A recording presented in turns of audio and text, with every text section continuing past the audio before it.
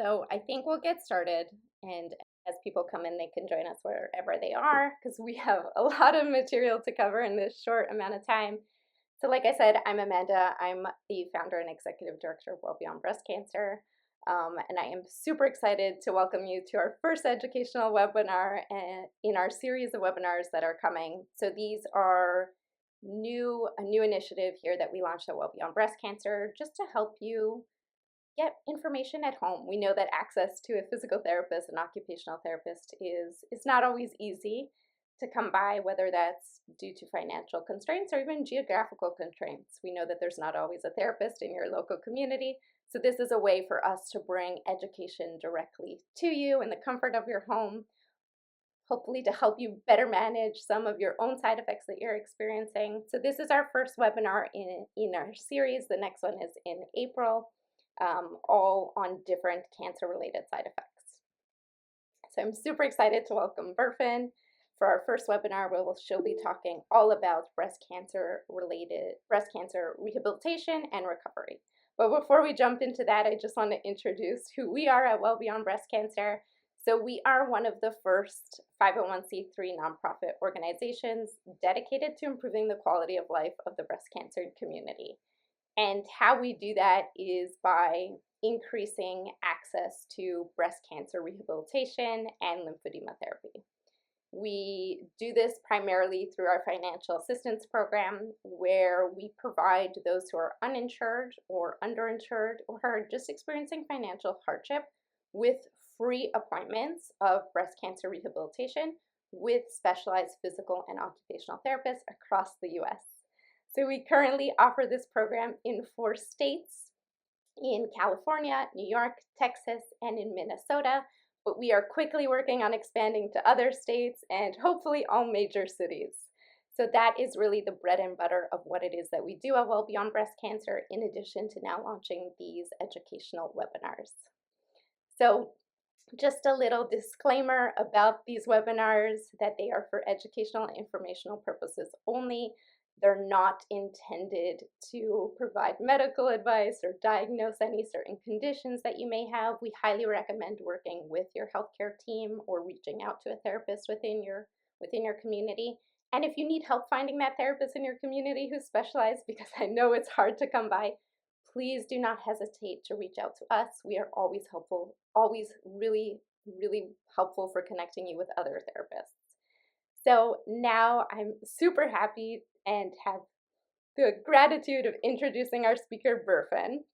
So Berfin is a licensed physical therapist, a certified lymphedema therapist, and a cancer exercise specialist who specializes in breast cancer rehabilitation, and so she treats anyone who's affected by cancer and really helps them to overcome their cancer-related side effects and improve their quality of life.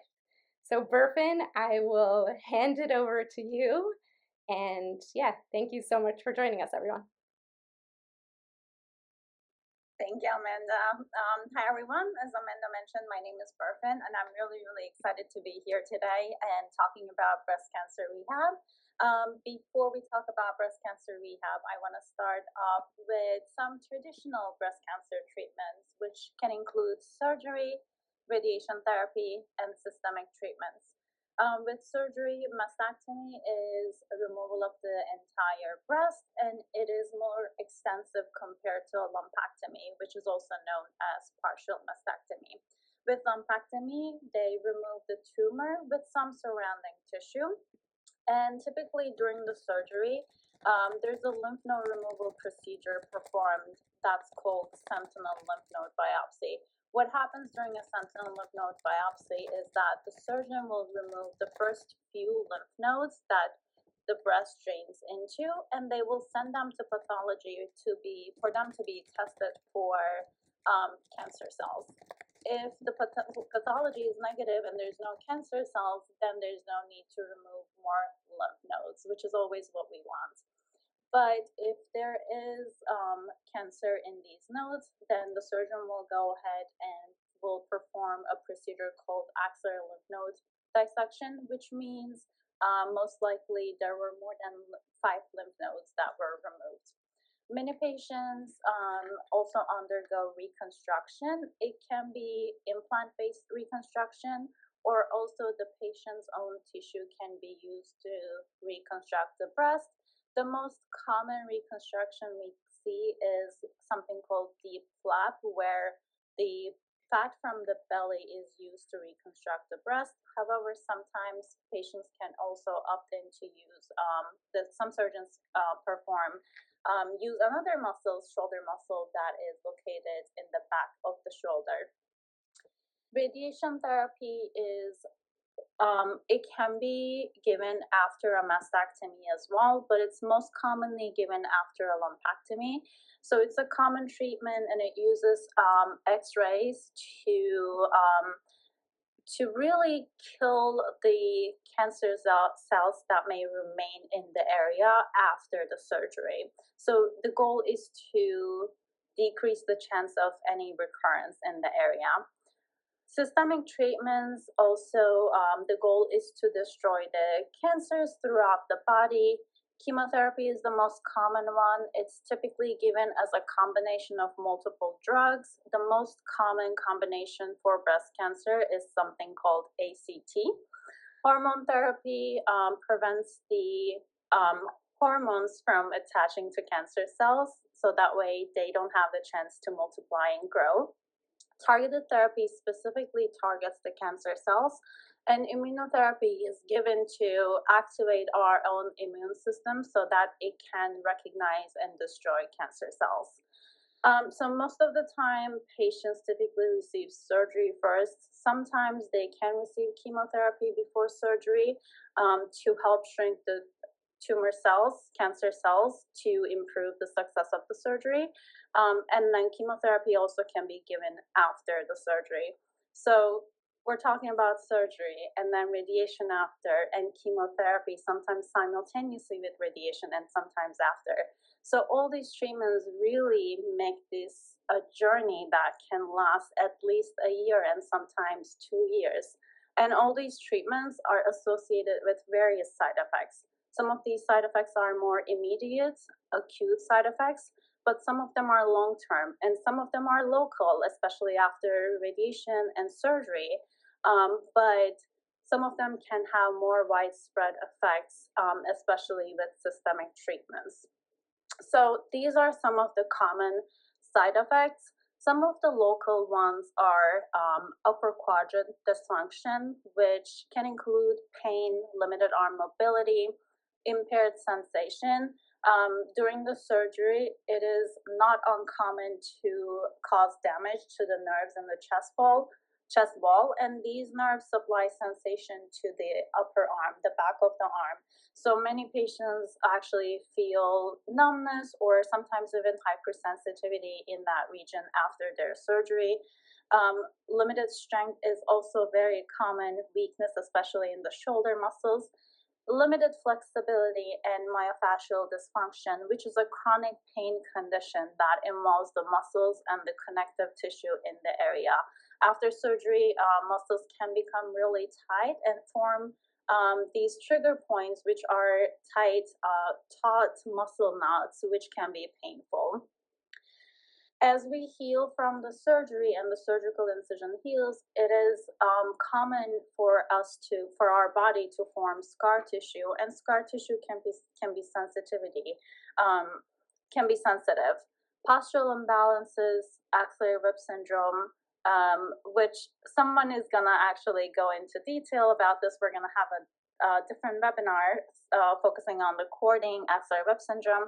But this is a very common condition that can affect mobility, especially when trying to reach up sideways, and it tends to be very painful, affecting up to 72% of patients, especially after an axillary lymph node dissection procedure. Radiation fibrosis is a common side effect of radiation. Radiation can cause inflammation, scarring, and hardening of the tissue in the area, and also cause breast to look darker. So in texture, we see textural changes, and also the color can become darker as well. Typically, swelling is common after the surgery, but it should resolve within a few weeks. If it's persistent longer than a few weeks, then it can be either seroma or lymphedema in the breast and or arm. Seroma can be drained with a needle by the surgeon. However, sometimes if it's persistent, we can suspect lymphedema either in the breast, chest wall, and or the arm. And in that case, patients are referred to a certified lymphedema therapist to receive lymphedema therapy. Chemotherapy-induced peripheral neuropathy is a common side effect we see after chemotherapy, especially when if patients receive Taxol. Post-mastectomy pain syndrome is another chronic pain condition that is typically due to nerve damage, and symptoms can include burning, tingling, shooting type of pain in the chest wall, especially in the front of the chest. But we can also have patients also can experience brain fog, especially after chemotherapy, weakness in the bones, cancer-related fatigue during and after radiation and or chemotherapy. And all of these common side effects can also cause secondary impairments like pinched nerve in the neck or the chest region, frozen shoulder, which commonly happens because of prolonged immobility after surgery. Breast cancer surgery can also affect grip strength, and if our grip is not solid, then we compensate by extending our wrist a little bit. What happens in that case is we start putting a lot of stress and strain on the muscle tendons in the elbow, and that can create inflammation in these muscle tendons, which is a condition that's called epicondylitis. And additionally, breast cancer surgery can also affect the mid-back and cause decreased mid-back mobility and also altered breathing patterns. Breast cancer rehabilitation is really an integral part of cancer survivorship care. It is a specialized field of physical and occupational therapy designed to help individuals overcome not only the physical and functional side effects of breast cancer and its treatments, but also the emotional and social side effects. It's delivered by specialized therapists who have extensive training in this field. They receive additional certifications and they understand how to safely and effectively manage and treat breast cancer related side effects. And breast cancer rehabilitation is important because it helps patients manage treatment related side effects such as pain, fatigue, lymphedema, and all of the common side effects that we just mentioned. It helps patients regain their function and it improves patients' quality of life and overall well-being. It supports patients in returning to their daily activities and routines and the activities that they enjoy doing, the activities that makes them who they are. Breast cancer rehabilitation supports patients in regaining their independence and sense of control. And finally, it offers psychoeducational support to help patients cope with the emotional aspects of their cancer journey. Breast cancer rehab is not only exercise. I know there's a misconception out there, and I hear this from my own patients all the time. Many people think it's just exercise or it is like similar to traditional physical therapy, but it involves specialized hands-on techniques, hands-on therapy.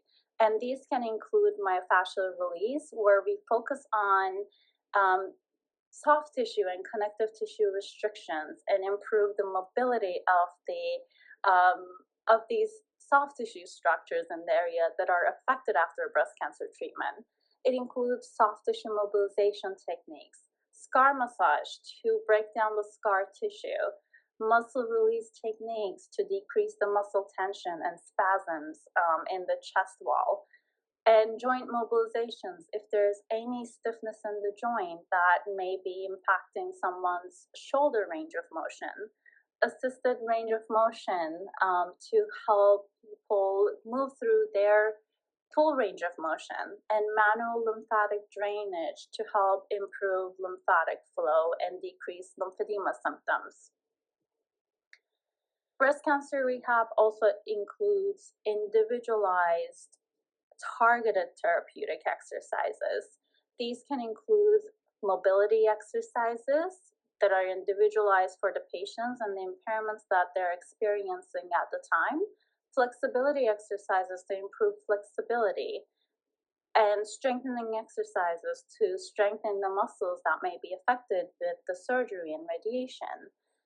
Balance and coordination exercises, especially with individuals who are experiencing chemotherapy-induced peripheral neuropathy.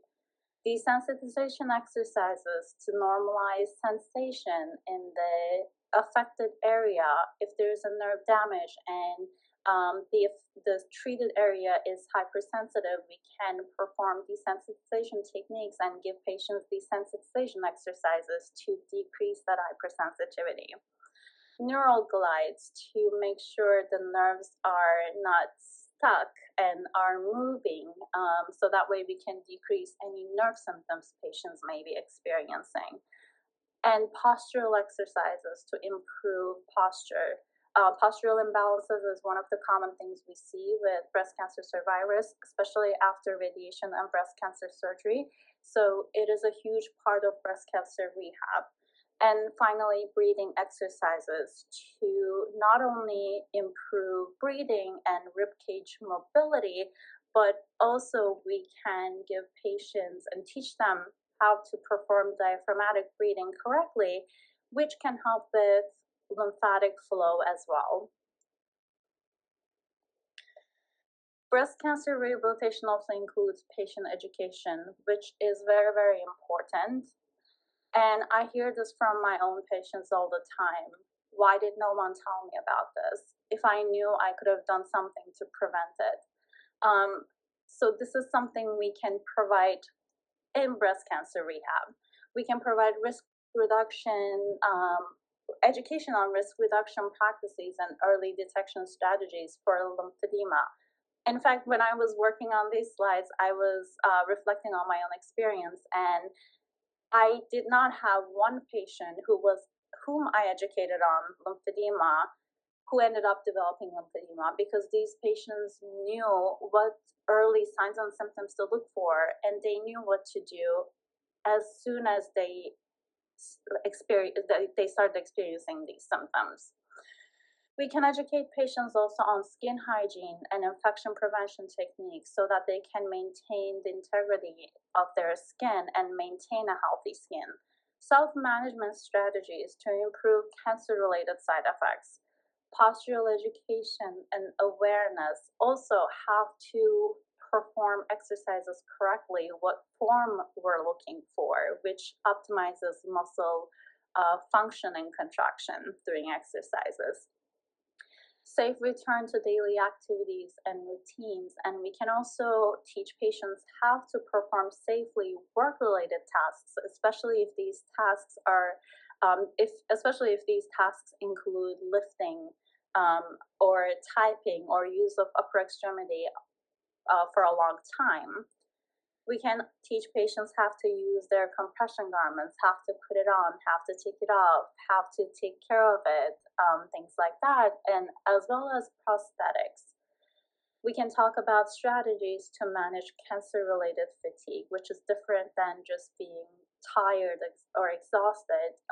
For those who experienced it, I'm sure you know cancer-related fatigue is usually not related to level of exertion or activity that is performed, and it doesn't resolve so easily with rest. We can also educate patients on techniques to address cognitive impairments, which is also known as chemo brain, and really talk about available support services and resources, so that way we can empower patients with knowledge and skills to actively participate in their recovery and give them tools to help them manage their symptoms on their own and improve their quality of life. Lymphedema management is also a part of breast cancer rehabilitation. In fact, breast cancer treatment is the most common cause of lymphedema in the United States. So it is really, really important to include lymphedema management in breast cancer rehab. Lymphedema management includes manual lymphatic drainage, which is a gentle technique. It resembles massage, but it's not a massage technique. We use a very soft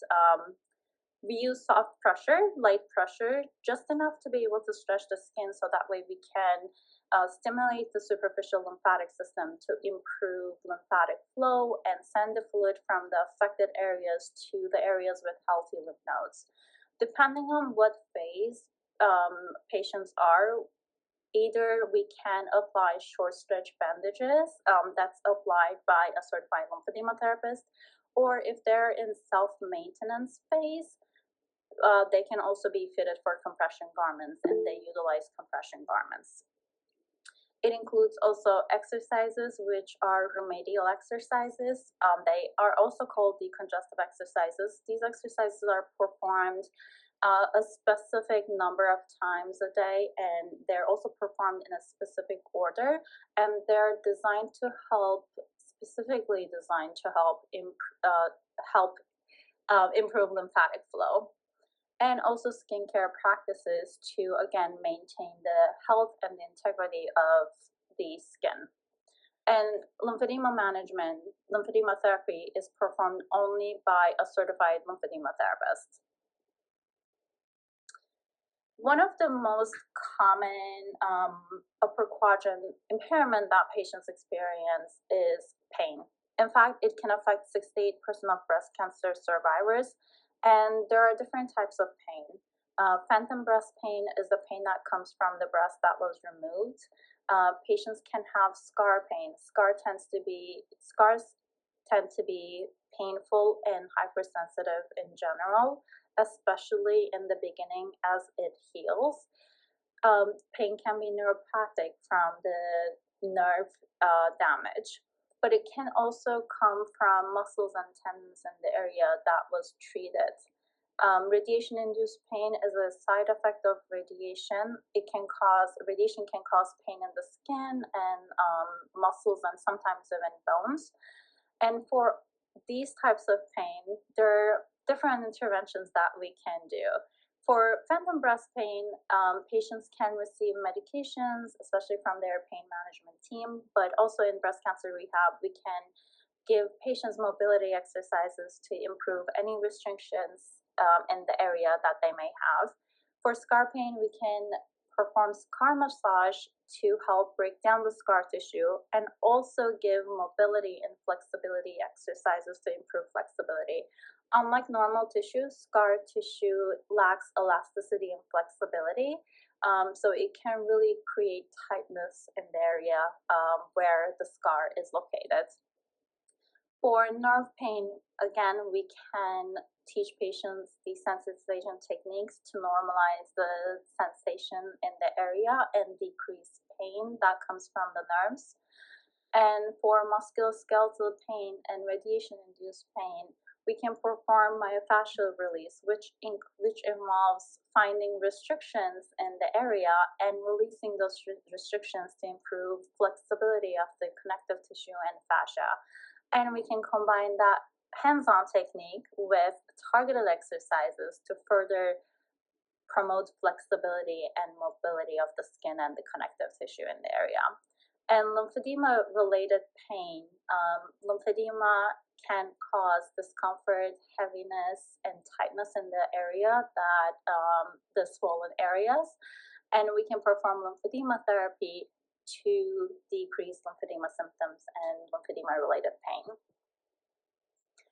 Chest tightness is another common side effect many patients experience, and the cause can be multifactorial, in fact.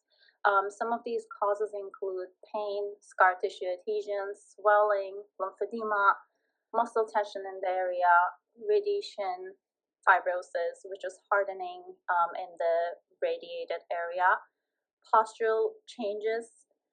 Capsular contraction is another reason for chest tightness. What it is with implant reconstructions, the tissue around the implant can become tight, and in that case, that can cause pain, discomfort in the area, and firmness in the breast as well, and that can contribute to chest tightness, and also changes in chest wall structures. So many patients experience significant tightness in the front of the chest, pectoral muscle, which is located here. This is often due to the body's instinct to protect the area that's healing from the surgery. So naturally, our shoulders come forward, they turn in, and we hunch our back to protect the area that's healing. So as a result, many patients stay in this protective posture for a long time, and this positioning increases tightness in the chest while simultaneously also overstretching and weakening the muscles in the back. Radiation therapy can further worsen the cycle, intensifying chest tightness and reinforcing poor posture, all that postural imbalance that happens in the chest area. Over time, this imbalance places strain on the back muscles, back shoulder muscles, and that leads to muscle knots, weakness, and increased risk of shoulder pain and shoulder injuries, and then eventually. For pain, we can again do pain management strategies, and this doesn't only include physical or occupational therapies. We can also educate patients on benefits of oncology massage, oncology acupuncture, myofascial release, and soft tissue mobilization techniques to again to improve flexibility of the soft tissue and connective tissue in the area and find those restrictions and release them. We can perform scar massage to break down the scar tissue and improve the elasticity and flexibility of the scar and the surrounding tissue. Muscle release techniques to decrease muscle tension, lymphedema treatment, and targeted exercises to improve flexibility and mobility, and also educate patients on posture and give specific exercises to open up the in front of the chest and strengthen the back muscles, so that way we can bring muscle balance back to the chest wall and shoulder region. Chest tightness can affect limited mobility, which affects 67% individuals after breast cancer treatment. Again, causes for limited mobility is very similar to causes for chest tightness. In addition, axillary rib syndrome, which is also known as cording, can also limit mobility because of pain and restrictions in range of motion. Post-mastectomy pain syndrome can also contribute to limited mobility, which is again the chronic pain condition that is typically caused by damaged nerves.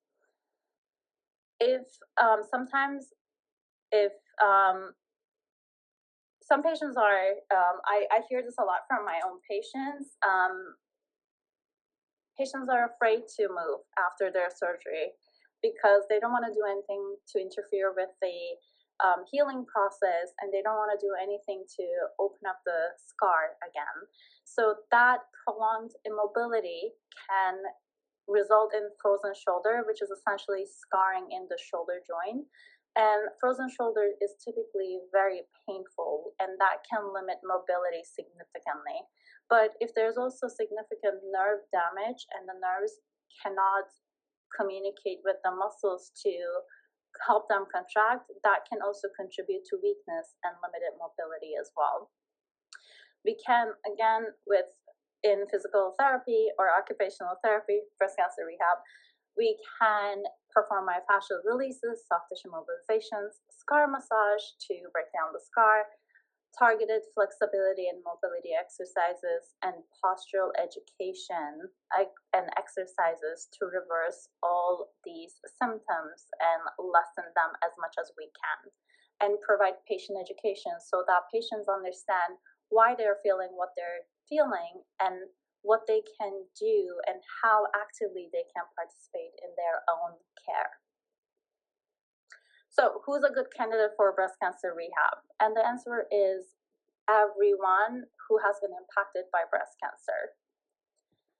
And patients can start breast cancer rehabilitation any time before, during, and after their cancer treatment. In fact, we, as breast cancer rehab specialists, we want to see patients as early as possible.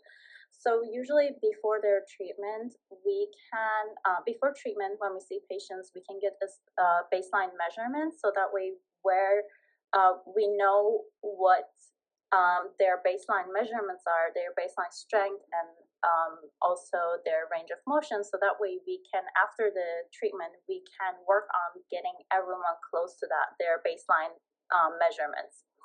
The goal in this phase is to minimize and or prevent treatment-related side effects and patient education. So that way we can talk about what possible symptoms they may feel with the treatments that they will receive and how they can decrease the risk of experiencing those side effects. During active treatment, we can identify impairments that patients are experiencing and address them, but also, again, we can educate patients on what they may experience in the future and prepare everyone for that and give them specific exercises to prevent those future side effects they may possibly experience. And breast cancer rehabilitation is an ongoing process. It focuses on ongoing management of side effects or the development of late side effects, such as lymphedema. And it includes every phase of breast cancer rehab, includes hands-on therapy and targeted exercises and patient education. So I want to talk about some breast cancer rehab myths.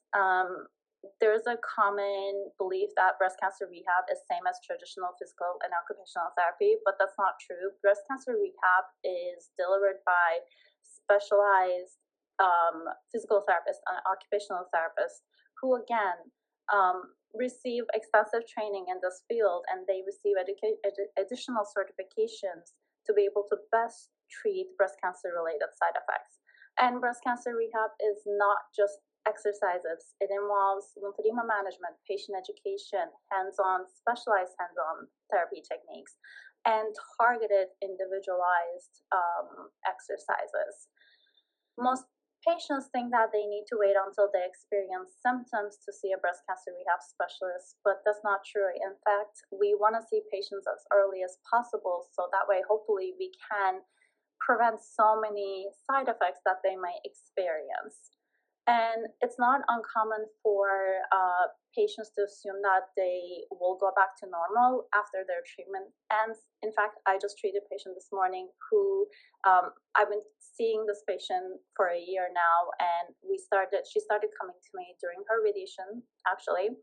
And her exact words to me was, last year this time, I wasn't able to hold my spoon. And I thought in a few weeks I was going to go back to normal.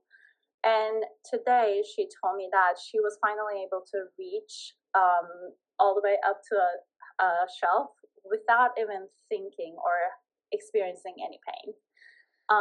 So my point is with the story is it takes time to get back to our normal again and to get back to feeling like ourselves again. And finally, there's a common belief that only patients who receive mastectomy needs a rehabilitation, but that's not true. Anyone who has impacted by breast cancer should see a breast cancer rehab specialist. Unfortunately, the referral rates to breast cancer rehab is as low as 2%, and there are different barriers for that. Costs associated with rehabilitation is a huge one. Most insurances don't even cover, because physical therapy or occupational therapy is considered as supportive care.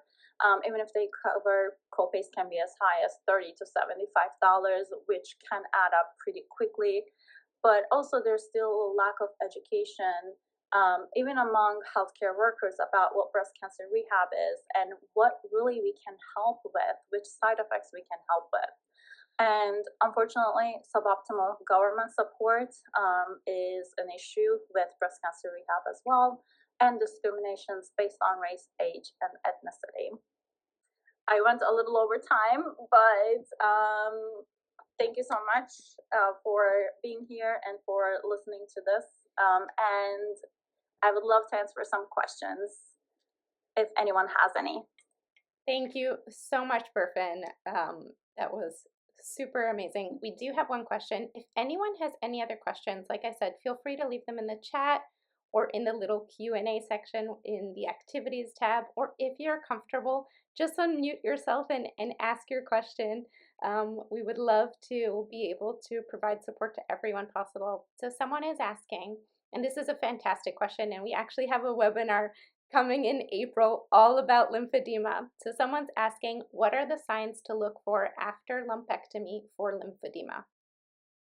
So some of the early signs are, for example, I do this with all my patients. I love just making a fist and looking around the bony areas, because if there is any swelling, usually the bony areas are they're the perfect place to look, because we're going to be able to see if there's any swelling. These bony areas are going to be less visible. Another thing to look for is if there's any swelling or puffiness, usually our veins become less visible. But how you feel is going to be really telling when it comes to early signs, because before there's any swelling, usually patients feel that heaviness, puffiness, and that discomfort in the area. And usually that swelling and lymphedema, it doesn't start in the upper arm. It starts in the wrist and hand region. And this is specifically, I'm talking about arm lymphedema when it comes to starting in the hand. So those are some of the early signs, really, that feeling of heaviness, puffiness, the bones and veins becoming less visible. Does anyone have any other questions about anything? So Berfin, yes, go ahead, Rachel. I do. Thank you. Thanks for doing this, you guys, by the way. It's very helpful and informative, but I'm just finishing up a year-long battle with breast cancer, and I'm ready. I'm a very previously pretty active person, and I'm ready to get back at it. I'm a tennis player, but I'm really nervous about like going for it, like getting back to my regular activities and then like triggering lymphedema. Is that how it works? I mean, I know I need to listen to my body and kind of ramp up slow, but I think I'm living with this fear of like, I'm going to be doing things that I love to do, and all of a sudden, oh my gosh, here comes lymphedema. That's actually a very common concern. And thank you for asking this question, because I know so many people have shared the same fear when it comes to lymphedema.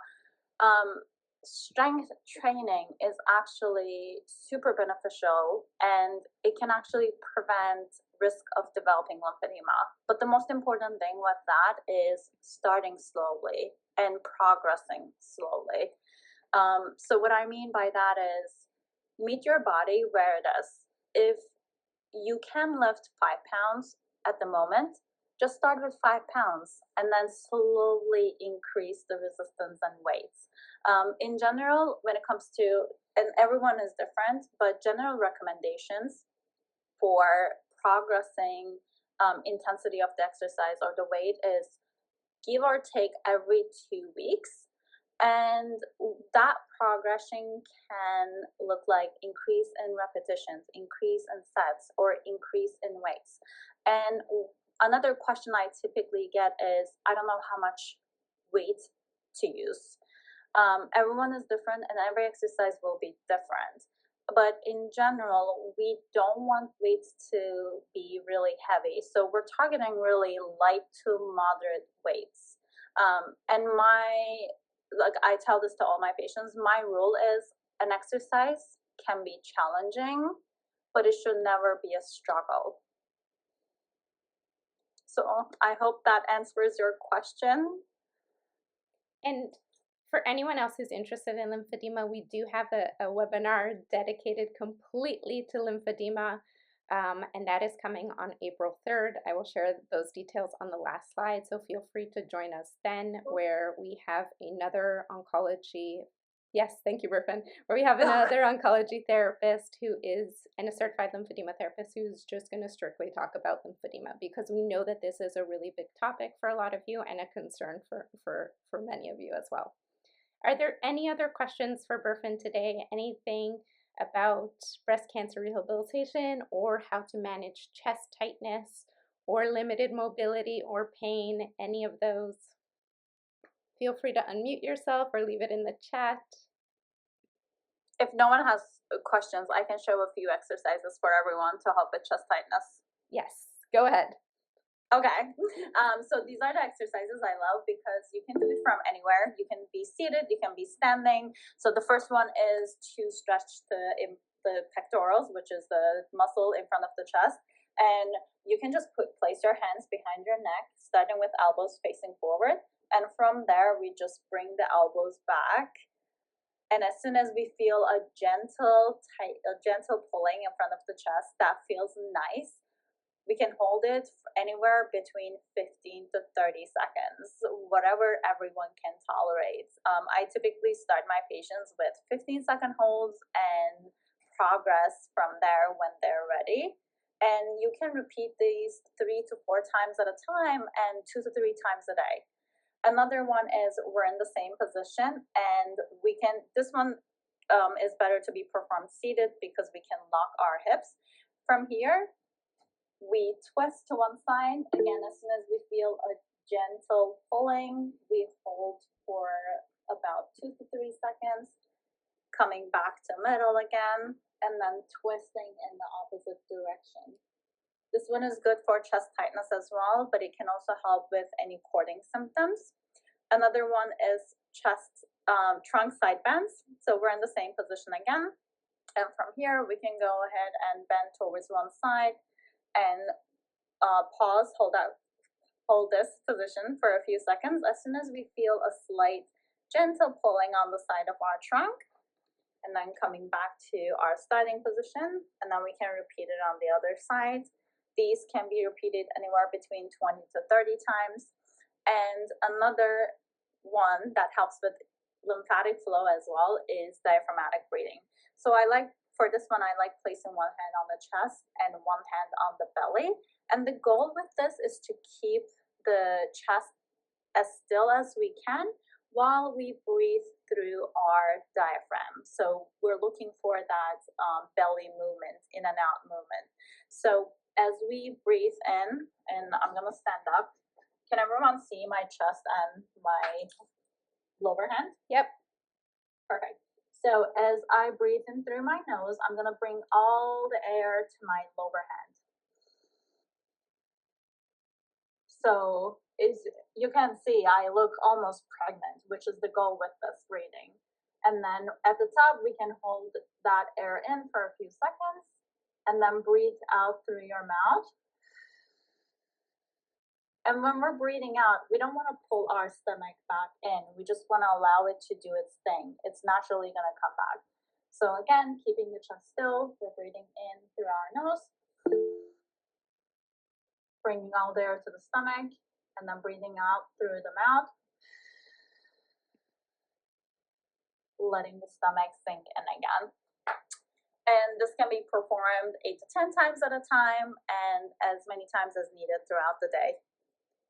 Thank you, Berfin. We do have 2 additional questions. I know we are a little over time. Whoever can stay with us, please feel free to. If you have a question for Berfin, please feel free to unmute yourself if you're interested. Okay, sorry, I was trying to unmute myself. Hi. Sorry I didn't turn my camera on. I did not shower. um, I'm 4 weeks post deep flap and gradually easing into, more activity. Mhm. I have a band of skin around my middle that is so hypersensitive. You're the first person I heard address it, actually. My plastic surgeons didn't tell me. It's funny because it's nowhere near my incision. It's more like above, it's where my pants hit. And it's terrible. I don't really have, the only, thing I've been doing is just like putting my hands on it. It calms the nerve sensitivity a little bit, just cooling. Is there anything I can do? I know I'm still early in recovery, but is there anything I can do right now? I mean, I'm trying to wear pants with flat waistbands, but it's not fun. No, I Help. know. That's actually a very common discomfort patients experience, and it's usually above the scar, like between the scar and the belly button. Yeah. And there tends to be a lot of like deep scar tissue deep down in that area that can cause that discomfort and hypersensitivity. In general, with hypersensitivity, the desensitization techniques that I use with my patients is you can start with a soft texture. It can be like silk, or it can be a cotton. It can be even your own hand. Hmm. And you can just We lost her. Ah, So I will continue her train of thought. So essentially what you're doing is you okay. would be using that material, whether it's a cotton, a silk, or your hand. And it seems counterintuitive, but you're actually going to gently touch the area. And so you're just going Hmm. to rub that silk or material or your hand just ever so lightly going back and forth over the area. And what that does is that it helps to re-educate the nerves in the area so that it helps to normalize and minimize some of that sensitivity that you are experiencing. So Okay. a lot of the times our nerves become inflamed or they become a little damaged because of the scar tissue that develops in the area. And so doing these techniques that we call desensitization really does help to minimize and normalize some of that sensitivity. Okay. That's helpful. Thank you so much. Of course. Okay. So thank you everyone so much for joining us. Like I mentioned, we're doing these new educational webinars every other month on a specific cancer related side effect. So if you have any specific side effects that you would like that we do in these educational webinars, please don't hesitate to reach out to us. I will leave our email in the chat, in our website in the chat. You can reach out to us directly on our website.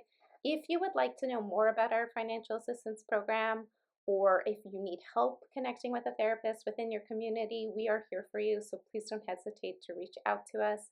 That is what we do. We're just here to increase access to breast cancer rehabilitation so that you could improve your quality of life and minimize those cancer related side effects. So feel free to connect with us via our website or on social media as well. Thank you so much, everyone, for joining us today. I appreciate you all, and this will be recorded. If you want to rewatch it, re-listen, it'll be up on our website in a few days. Thank you.